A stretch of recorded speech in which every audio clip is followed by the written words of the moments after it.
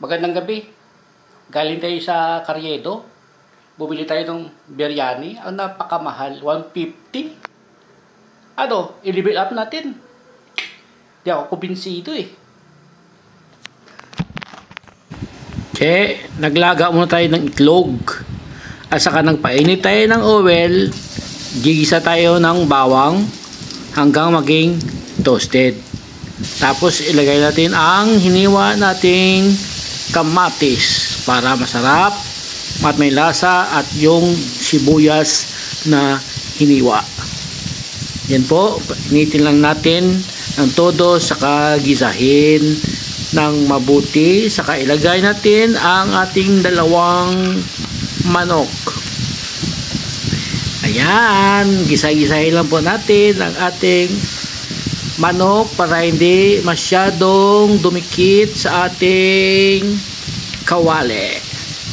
Pagkatapos, lagyan natin ng tubig para manuot ang lasa sa loob ng ating manok. At tulad dito, nag-strip dry na siya. Ilalagay natin ang ating mga carrots na hiniwa, magulay na buhay. At kung hilaw pa masyado ang ating manok o hindi pa malambot, lagyan natin ulit ng kaunting tubig. Gisa-gisahin na yan, oh. Ayan na yung panlasa natin, oh. Sarap po. Kita nyo po yan. Yan ay, ano yun? Ayan, sige. Tirahin mo na ng tirahin. Pagkatapos, lagyan ulit natin ng karagdagang tubig. Medyo malapit na itong maluto ang ating manok. Pag malambot na ang gitna, mas maiging gumamit tayo ng manok na breast o kaya thigh. Ayan, kumukulo na. Lagay na natin ang ating biryani, saka lagyan natin ng pipino na napakasarap.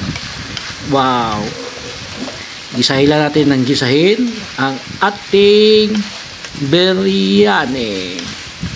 Mahirap humanap ng manap ng basmati rice. Minsan mahal, napakamahal ng basmati rice.